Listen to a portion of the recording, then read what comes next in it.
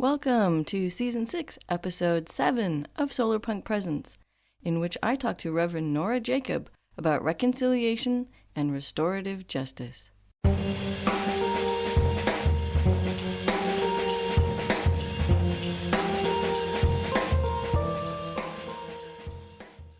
Don't forget, we need your support. So sign up for our Patreon, subscribe to our YouTube, leave us a review, click like, and all that kind of other stuff. Thanks. Welcome, Reverend Nora Jacob, who's coming to us today from Pomona, California, to talk about restorative justice. So, hello. Good morning. It's morning here. Yes, well, good morning. It has been a heck of a week. We're recording this shortly after the U.S. election, and it seems highly appropriate now to talk about a subject that involves mercy and compassion. Yes. Yeah, restorative justice. I've been thinking about this during the whole election cycle, but especially in these past few weeks, how violent the words have been, how angry the hearts have been, how punitive the sentiment has been. And it's a world where there is not a whole lot of attention to restorative justice because people are frustrated and in search of punitiveness, I guess. I think there's a whole lot to unpick there, but I think it also somehow it really it grabs people very emotionally, the ability to be mean and punitive and punish other people. Yes. Science says that the brain is 3 times more able to hold on to negativity than positivity. And I sure believe that after this election. Let's talk about the positivity. So briefly, if such a thing is possible, because it's such a big topic, what is restorative justice? Or maybe how would you personally define restorative justice? Restorative justice is an alternative to what started as Anglo-Euro focus on punishment. Punishment for not just for harm done directly, but also for beingness. And that's the trouble. And that's where restorative justice can be so beautiful, because restorative justice is based on the assumption that all beings are created equal and that we are endowed by our creator with certain inalienable rights. Sounds familiar, right? If you're American, it sounds familiar. From the United States, it sounds familiar because it's enshrined in our Constitution. Is that the preamble? Wrong, Christina. It's actually from the Declaration of Independence. The official wording in the Declaration of Independence reads, "We hold these truths to be self-evident, that all men are created equal, that they are endowed by their Creator with certain unalienable rights, that among these are life, liberty, and the pursuit of happiness." As ideas go, these have kind of actually been bouncing around for a while, actually since medieval times. And they just kind of coalesced there into this particular form, or this particular wording in the Declaration of Independence. Now back to the interview. And so restorative justice says that an eye for an eye means that half the world is half blind. And it gives instead a positive view of how we can work toward the good and toward a different way of being as human beings, not just in relationship to one another, but in relationship to all of creation. The principles behind it include the concept that we are all interconnected as humans, but also interconnected to our planet and to the world. That mercy is something that comes after we reconcile. So I prefer reconciliation, because what that means is that each of us has the opportunity to not just to forgive, but also to acknowledge one's own hurt and deal with one's own hurt. And so restorative justice offers the opportunity to return to right relationship. Restorative justice fundamentally is based on relationship, because without relationship, we are alone, and we are never alone. We're interconnected. The next R, so there's kind of a 5R model that we talk about. The next R is respect. respect for oneself, respect for all others, respect for personhood, for beingness, not necessarily for what someone's done, because we have to keep separating those. And then responsibility for one's actions and for one's part. It's not that one person does harm and that person is punished and then that's the end of it, which is really how the criminal justice system works in its most simplistic. It's more that the responsibility is a ripple effect. And so if I harm someone, how are my parents implicated in that? What responsibility do they hold for my being the way I am? At what point do we become adults and take full responsibility, quote unquote, for our actions? You know, science says 26, that humans are fully developed at 26. But in the United States, at least, the laws say that you're an adult at age 18 or at age 21. And so for all of those in the juvenile justice system, what does that mean?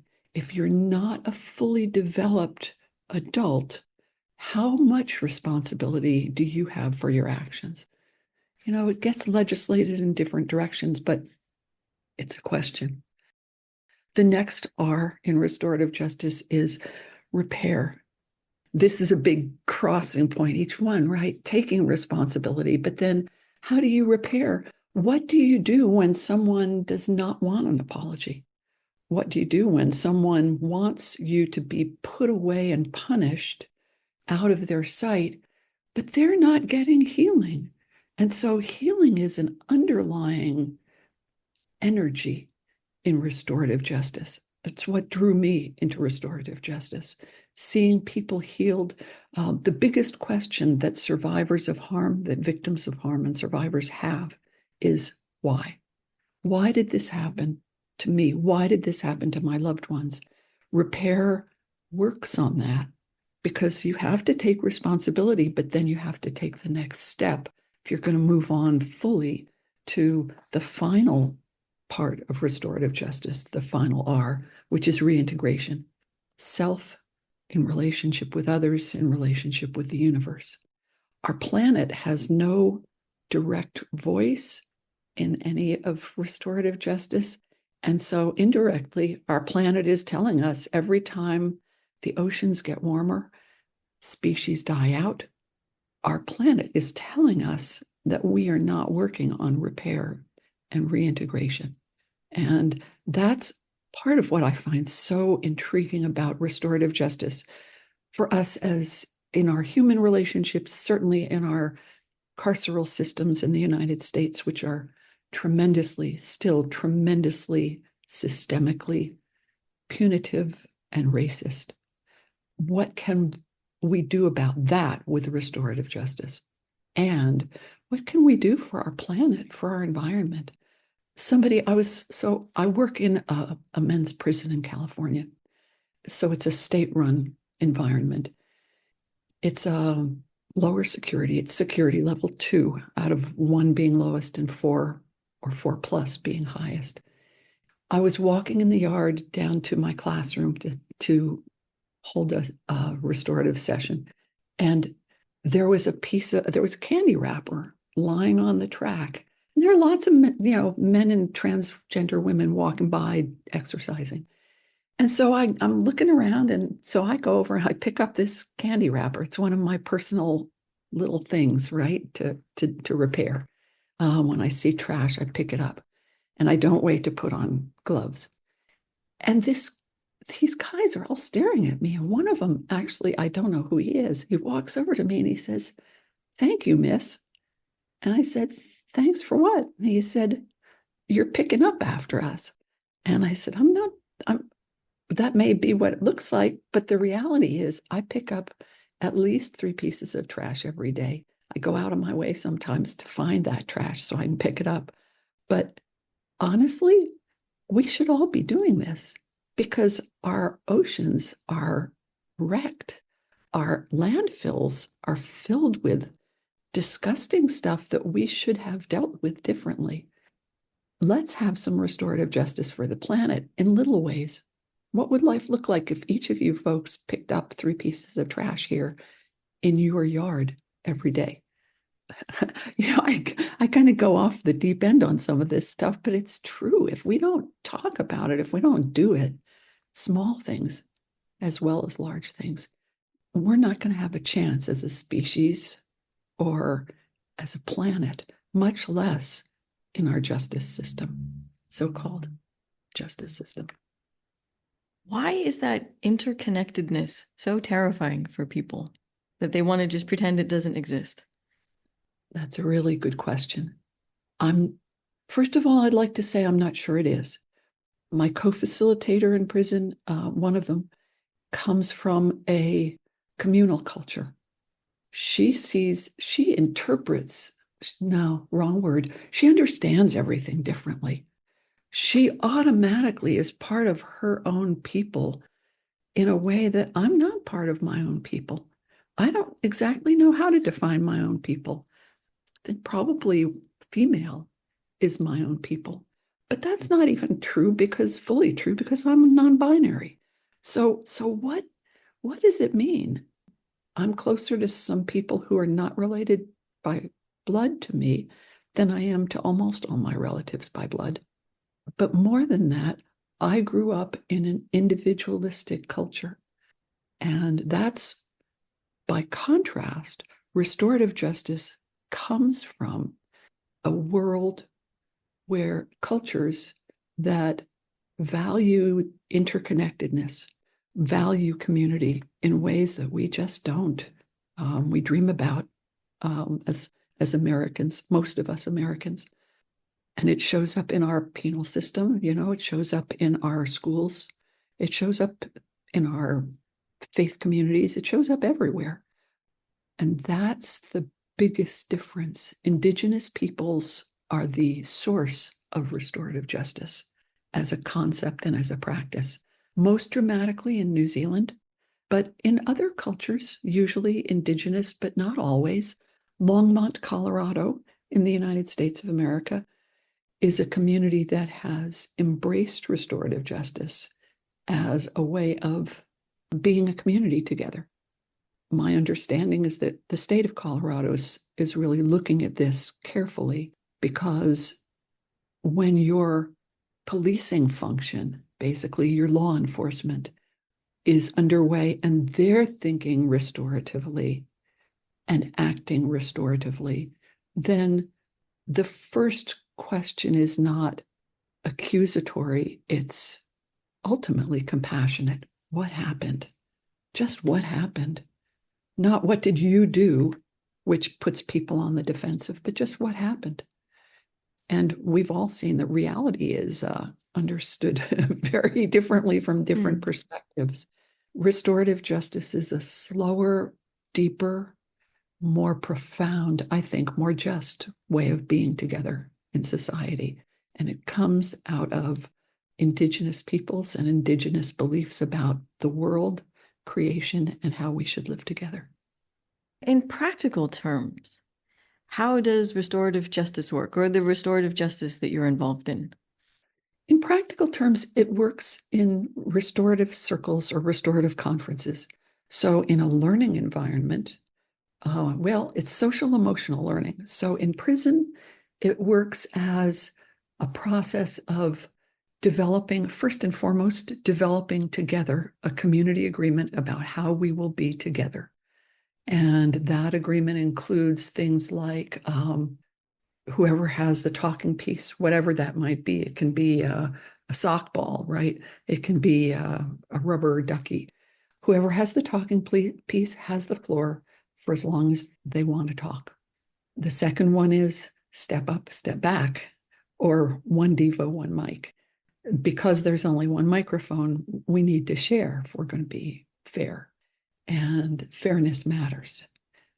Respecting one another, honoring what each of us says, what happens here stays here, what's learned here leaves here.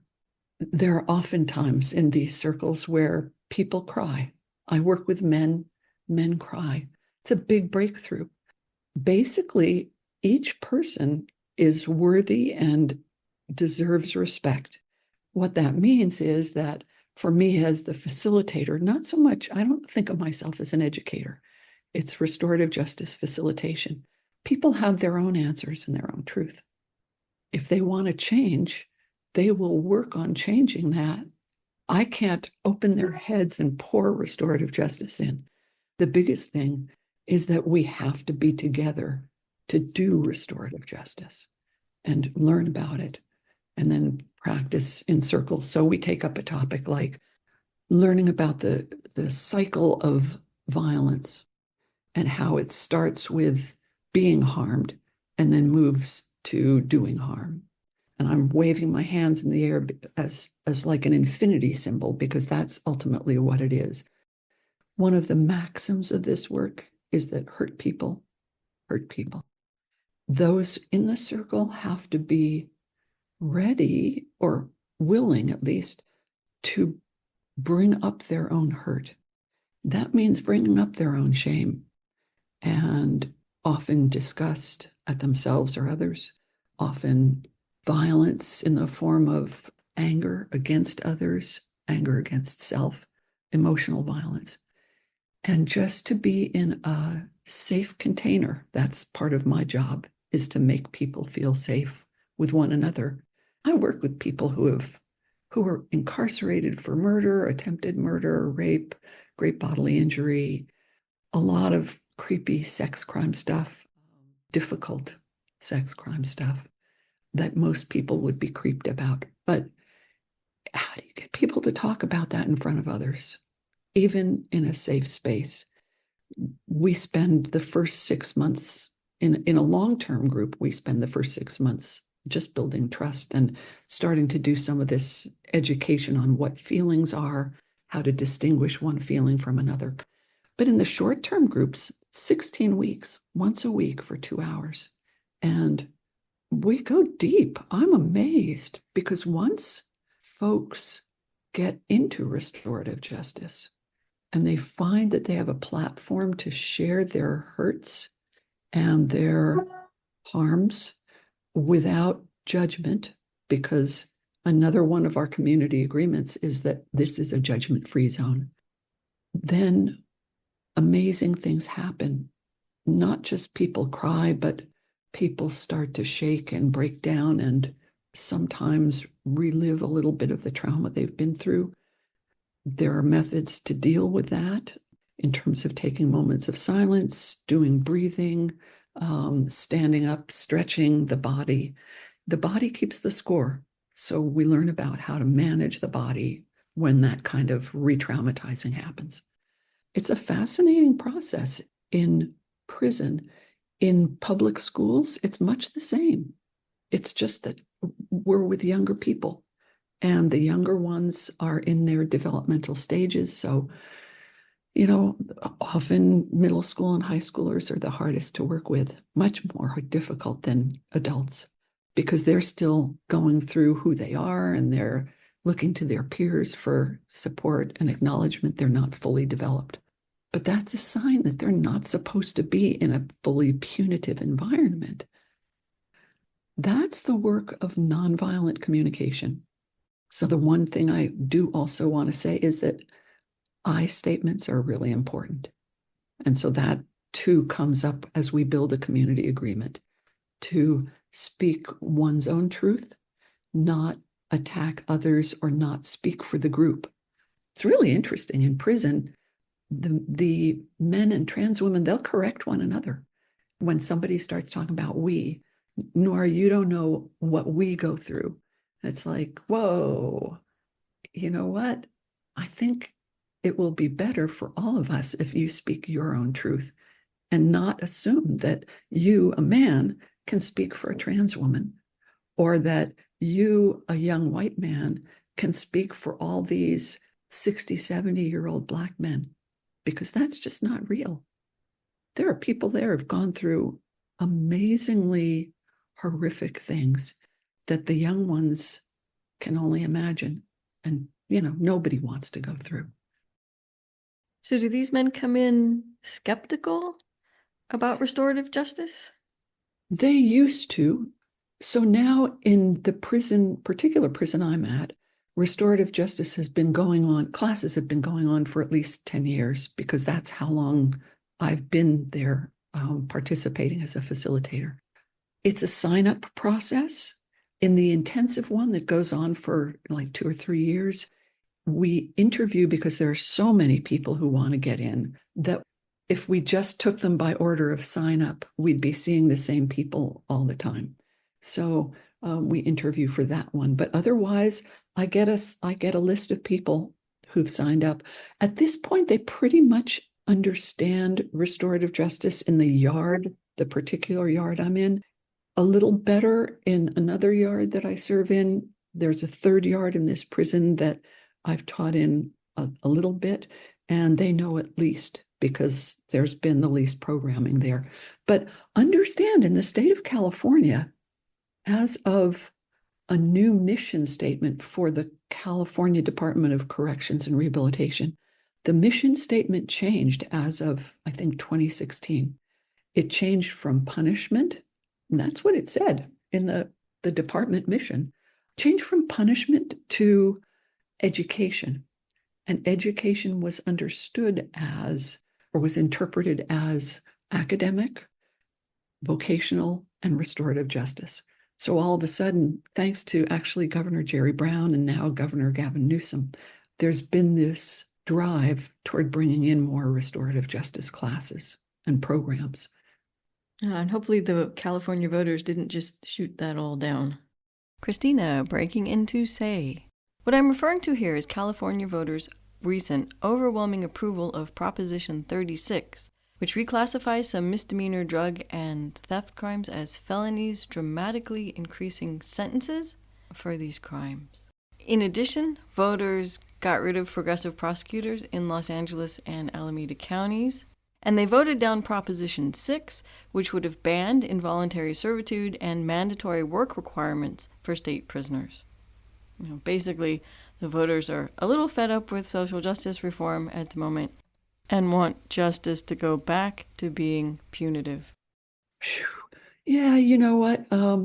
It's going to be difficult, but I don't think it's going to be difficult for restorative justice.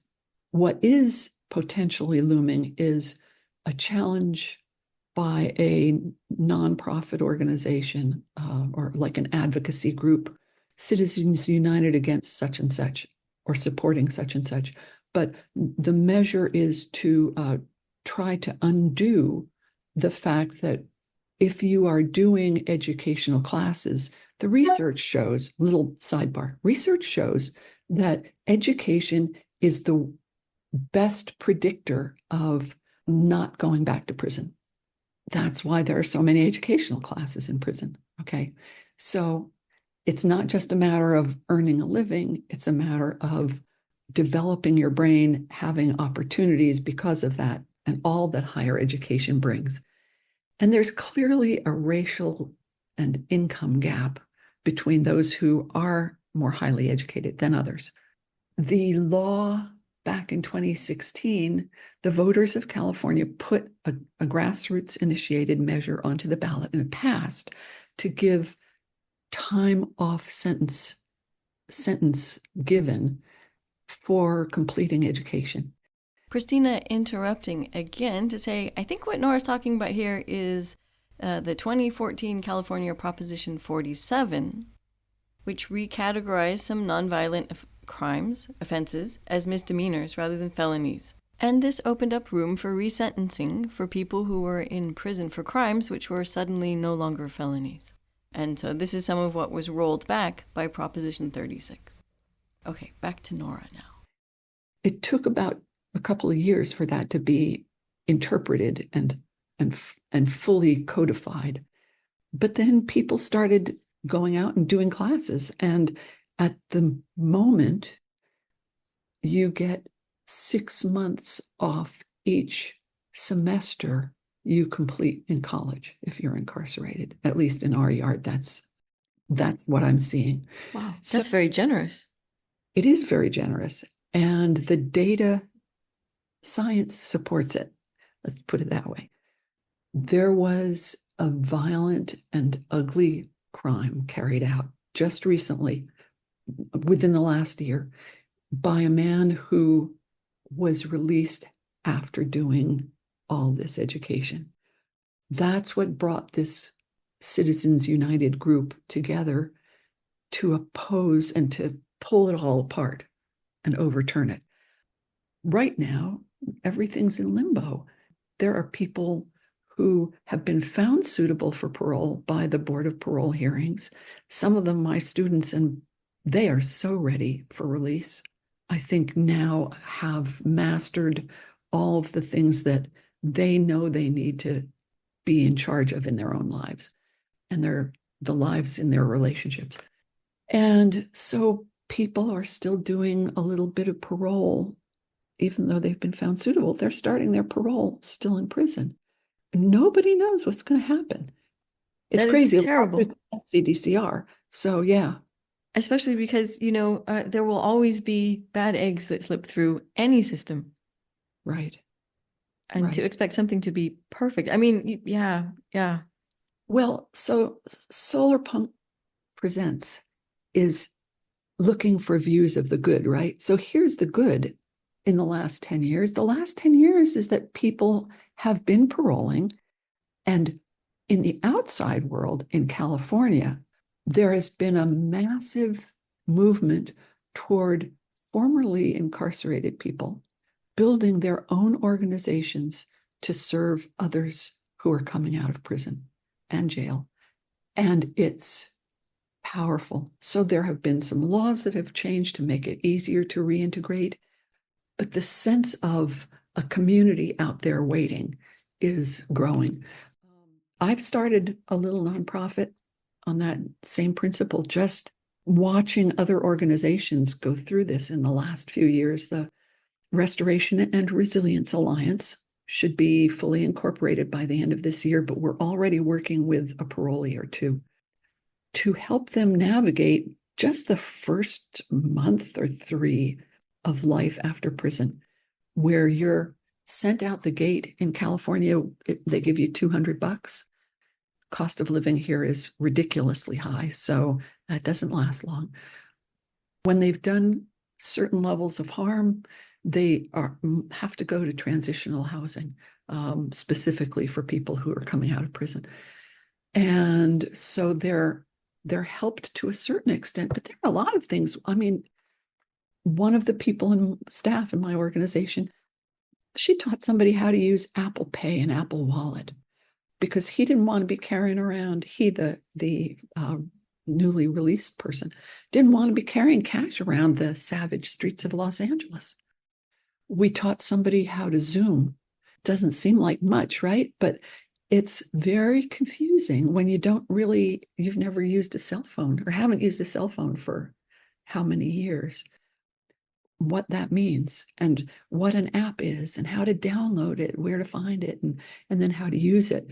Parole agents check in through Zoom sometimes. And so, that's an essential, but you can see here we are halfway around the world from one another. And this interview is going on by Zoom. I mean, it's just hard to imagine since COVID, a world without Zoom. And yet they come out and this is all foreign to them. I took one guy out to lunch really right after he was released. And we were in that he didn't want to go high end, nice sit down place. So we went to a fast food place that will remain unnamed. And so he got a burger and a drink. And so the drink was an empty cup, right? So he's looking at this and like, okay. So it's like, there's the machine. You go over to the machine and get it. And so he went over and he's looking. It's like, how does this work? Oh my God, he wants ice. He doesn't know how to get ice out of this machine because ice is not a commodity that's readily available in prison. It's funny, but it's not funny. It's like being Rip Van Winkled in prison, where the world goes on without you. What kind of community can we build? What kind of reintegration can we have apart from the harm that we did directly or the harm that we've received directly? how can we bring each other back into right relationship in community, in our families, with all of creation? I just keep coming back to that. Like, where can we find right relationship? It is strange for a nation that does tend to view itself as being a Christian nation, that this is really missing from our culture. I'm unnerved by calling the United States a Christian nation. I'm unnerved, and I am a progressive Christian. So I do work on the religion side a little bit in prison. The incarcerated people themselves asked me, because I'd started, they knew I was working on a curriculum for grief and loss and resilience. Grief, loss, and resilience is what it was called. And so they wanted to be trained as grief companions for other residents there in the prison. And man, was that beautiful work. It was so humbling. None of them had had good experiences with grief. Few of them realized that grief is a complex of emotions. Those who did could recite the stages of grief in order, but the reality is that grief and its stages don't happen in order. It's more like a bizarro solar system with the planets going around, but then a comet comes through and everything else changes. And you get jumped, whether you want it or not, from the planet of, oh gosh, the planet of depression to the planet of anger. Working with them on the religion side, they decided they wanted a grief and loss memorial service. And that service, oh my goodness, it's the most beautiful thing I've ever seen. Different religions acknowledged in prison, all of them American. This is my point, is like Christian nation. Oh, please don't use that language. Each person talked about death and resurrection from the perspective of his own religious background. They don't call Protestants Protestants. So Christians, Catholics, Native American, Muslim, and Jewish. It was so beautiful to hear each representative speak and to know that others in that context were hearing other religious views, and we are all in an American, a California prison. And some people who refuse to believe and, can't really even acknowledge the 12-step program as having a creator somehow involved in it, or God, but united around the universality of loss and of grieving. They designed all this. I just kind of show up, but I'm the sponsor.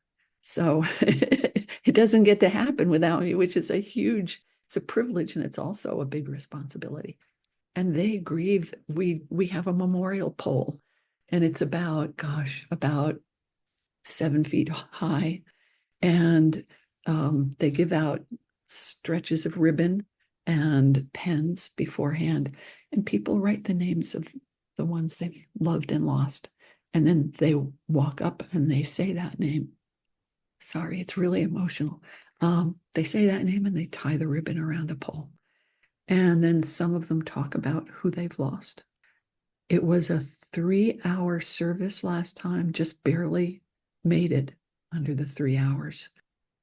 The space we're in accommodates no more than 49 people, but there was a lot.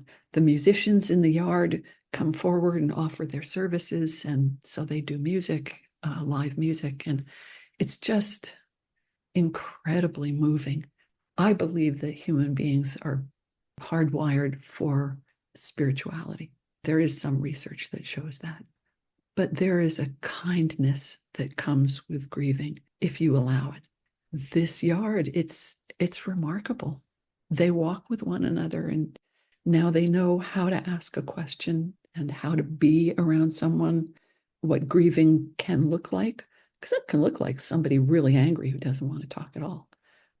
It's remarkable. So one of the major goals of restorative justice, as you're, I guess, practicing it or working with it, is to help these, I don't know what to call them, people, offenders, incarcerated people, I guess you called them, heal from the traumas that they've experienced, and to help them find a sense of self-worth so that they can, when they eventually become, well, hopefully, when they are eventually released, then they go out and have successful lives and I guess then don't commit more crimes. Is that kind of putting it in a nutshell? It is two things. First of all, I really shy away from helping, my helping. I see my role as empowering. And so I give them the tools. We practice using the tools together. I explain what the tools are, why they're useful. We explore why they're sometimes scary and uncomfortable. But the choice, so much of what's wrong with prison is that we take away choice. So much of what's wrong with systemic racism and systemic injustice and systemic genderism is that we take away choices and empowerment. So it's empowering, and they get to say whether they're helped or not. But the reality is that they're doing the heavy lifting. Mine is the privilege of being allowed to come in and offer this to them. And honestly, it's a healthier boundary for me, because I work really hard not to take personally some of the really awful and ugly stuff I hear. But if somebody doesn't serve as a witness, it's hard to move forward. Oh, that's interesting. Why is that? I think it's human. I think that we're not hardwired to be alone. We are hardwired to be in community. And so, how do we learn? We learn as much as anything from people's responses and reactions to our behavior. Some people honestly don't know or grew up in environments that were so violent in so many ways, that they don't, at the core of things, they don't know that that's harmful. I'm not going to use judgment words, right or wrong, but just harmful. They can feel it, but they don't know any other way. And that's the thing. Man, domestic violence especially is where I hear, around which I hear it. People will say, all the women in our neighborhood were abused. Mothers and sisters and friends, they were all abused. I didn't know there was anything wrong with it. Well, here I am, female, and looking at them, and they're rethinking it. And I feel blessed to be in a female body, because it's a reminder. It just is the way we're hardwired, right? But I also know that recidivism, which is being sent back to jail or prison for reoffending, that the recidivism rate for people who have gone through restorative justice work is much lower than the average recidivism rate. The last I looked, it was like, I can't remember, 3%, 3 to 5%. Wow. For restorative justice graduates versus everybody else. I mean, if you put somebody in prison, you're just giving them a worse environment, because it's more condensed, and you can't easily find alcohol, can't easily find drugs the way you can in the outside world, but they're still there. And so you give people these opportunities, you take away opportunities. And that's why they miss freedom, in part, because in freedom, unless they really work at it, they're going to be tempted to go back to their own old devices. Restorative justice is so alternative, and the practices are so specific, nonviolent communication practices and relationships, that you can really tell in the outside world. When I am at my most restorative in the outside world, generally, people out here are like, what is this? Why are you still willing to talk to that person when he's done such and such? Did that answer your question, Christina? It's making me think that, so not only are you trying to help these people regain their humanity, or find their humanity in the first place, so that they stand a chance of behaving, I guess. Actually, that sounds terrible, but you know what I mean. When they reach the outside world again, successfully integrating, I guess maybe is a better way to say it. Yeah. But so you're not actually just trying to help these people, you're actually trying to change society. You're trying to make the world better, to stop the cycle of violence that you were talking about. Why do you think I said yes to coming on your show? Yes. Yes, that's exactly right. I take out the word help. I'm looking to empower. The reality is that society needs something different. And for me, there's, at a very personal level, I was born into a white middle class family. I was born into a female body. I was born into privilege with parents who moved to make sure that we were in a great school district when we kids were old enough to start going to public school. All of that. A lot of people don't have those privileges. So, how do I become, in this day and age, a good ambassador for restorative justice just through my choices? And the answer is to give back what I've been given, to be more patient, because I've been through my share of violence, of people being violent to me, and at one point, me being violent to others. And so, how, in my opinion, how do we not? We're human. We've got it hardwired. But boy, I don't want to go back there. And so, yeah, that's my choice. And sometimes I stand out like a sore thumb, or people treat me as like, oh, this weird being has shown up on the planet. But I'm only human. We can do this as humans. Other restorative practitioners are out there.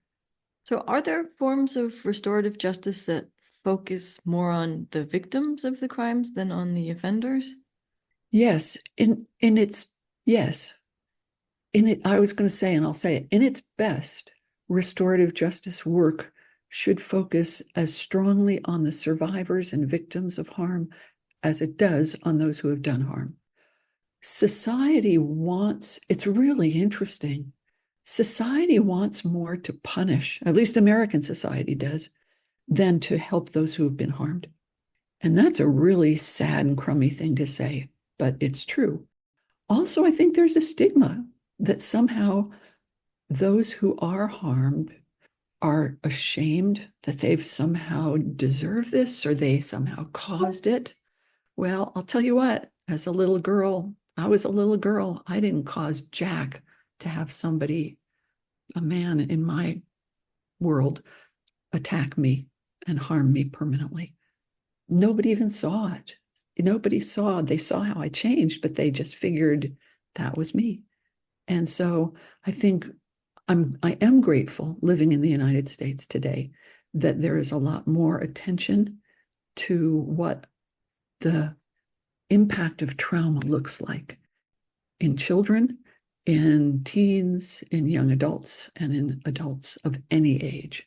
And then really it's working with people who will step forward and say, I want to work on this. And boy, talking to some of those who we call survivors, they have done work on themselves, oftentimes years of work. The greatest gift they give is their forgiveness, their willingness to be back in community. The graduation, if you will, the culminating experience of this years-long program that with curriculum developed by an organization up north, Northern Cal, called Insight Prison Project.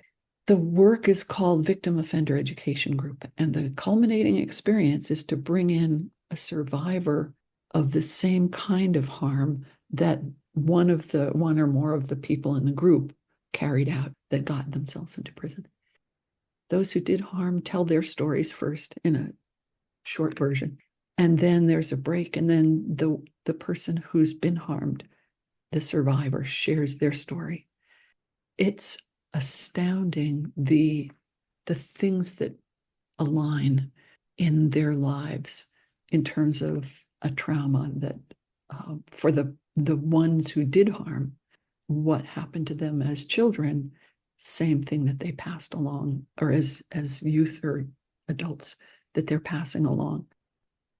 So I'm not including the sociopaths, psychopaths, but for the rest of the world. It's astounding. And I have seen miracles happen in that encounter, those encounters. A survivor and someone who did harm had the one who did harm had the same childhood experience that the survivor's child experienced. And I've never seen anything like this. Everybody was crying, starting with the person who did harm, who didn't even realize he was crying. Afterwards, we said something about it, and he wasn't aware that, like he was wiping tears from his face. When you get to that point, we know that healing happens.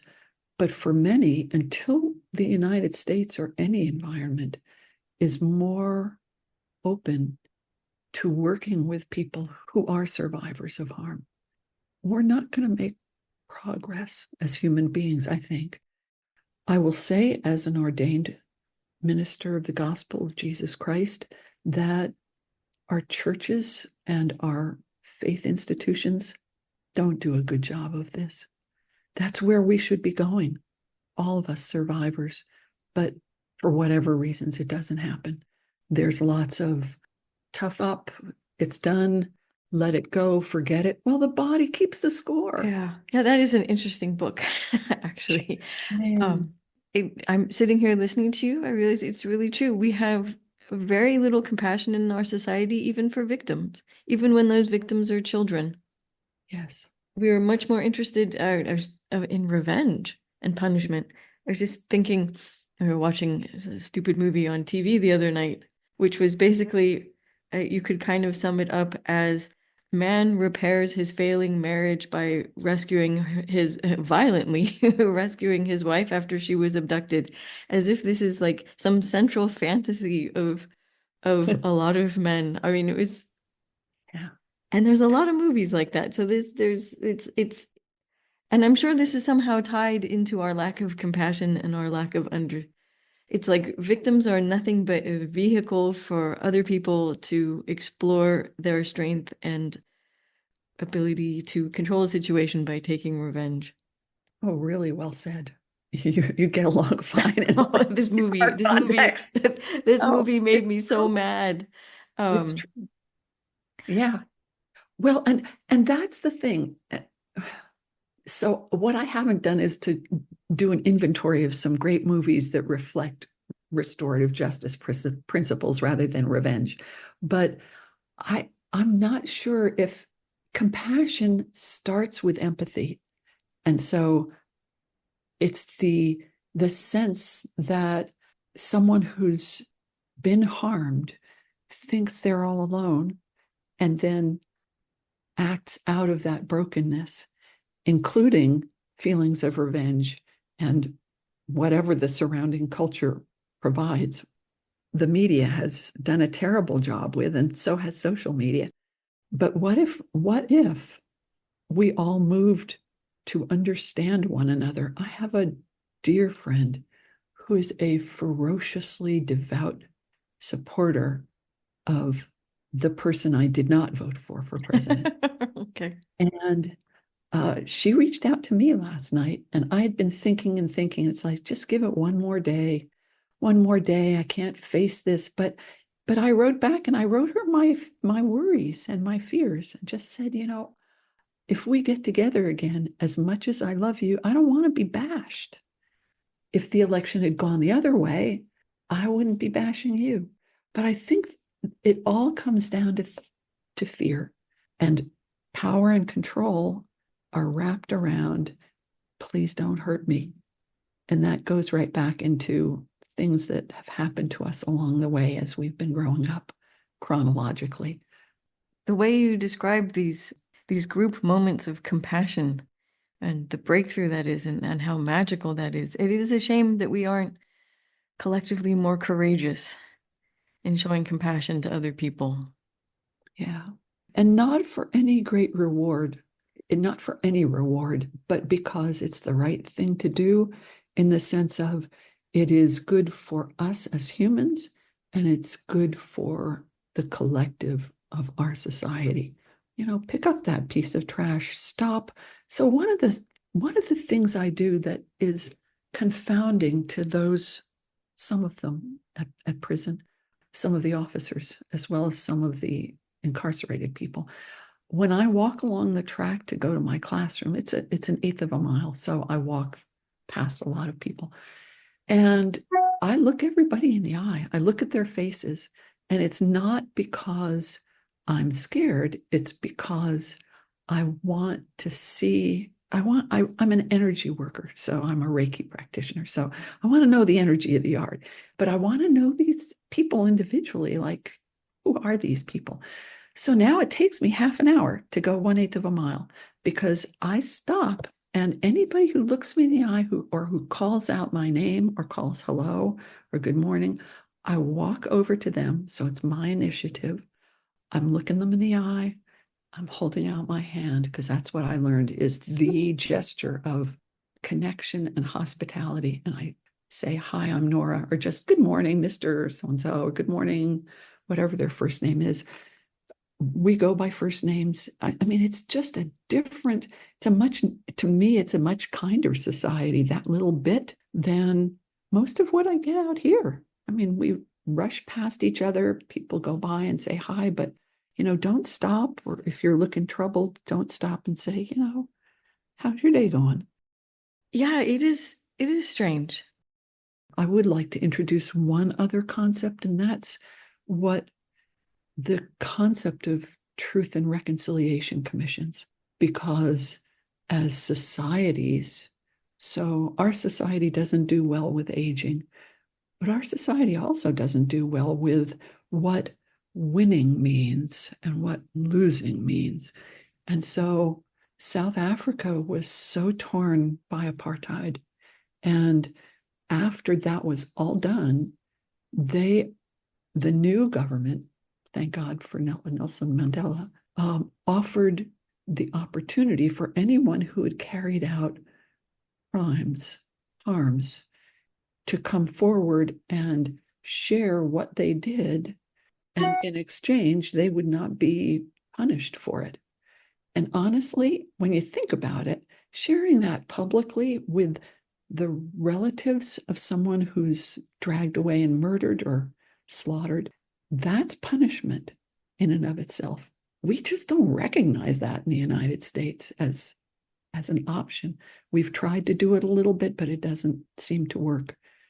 There are some really interesting books about that period, and one of them by someone who lived through it and testified and shared about it. It's absolutely fascinating, called A Human Being Died That Night. It's something that then when you do it on a societal scale, society has to take note of it. And that's something that in the United States, man, we haven't done with slavery and its ugly ramifications, with all the ways in which women have been treated as not fully human. And I don't know that we could ever do that. It's way too vulnerable.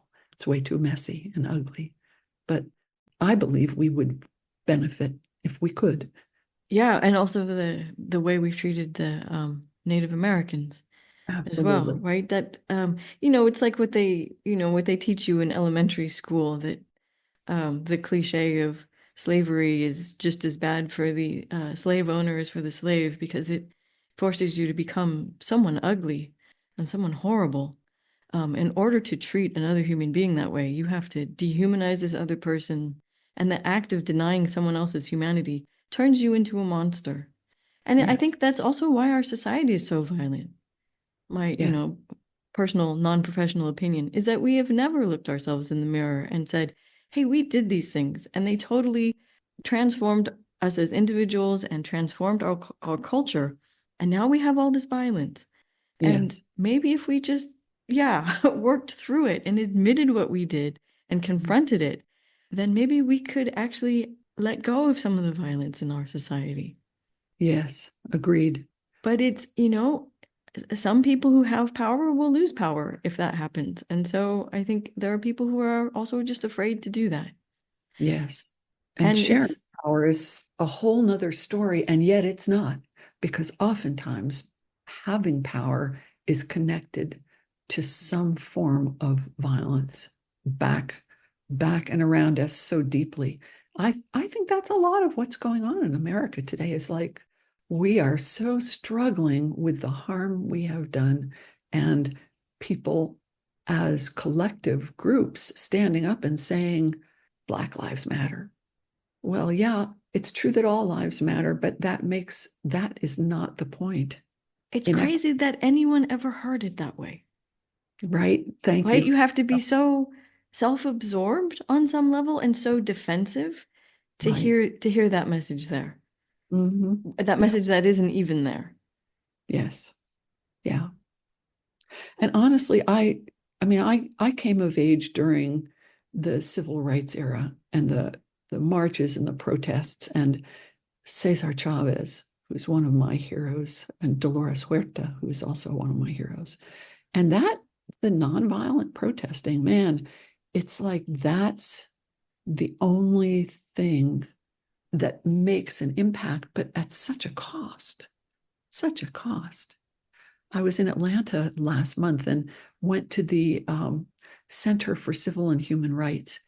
Part of that space is the lunch counter experience, where you sit for 2 minutes, and if you can stand it for that long, with a headset that's pouring vituperation, anger, cruelty, and filth into both ears. And man, I started crying after the first second or two. It was horrible. But a lot of people avoid that because it's horrible.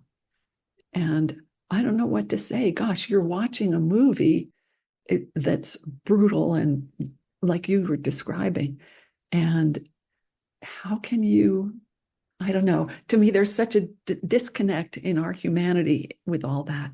And I'm guilty of it too. I watch prison related movies, and some of them are really horrible, but I don't know what to do about that except to keep just plugging along, offering an alternative.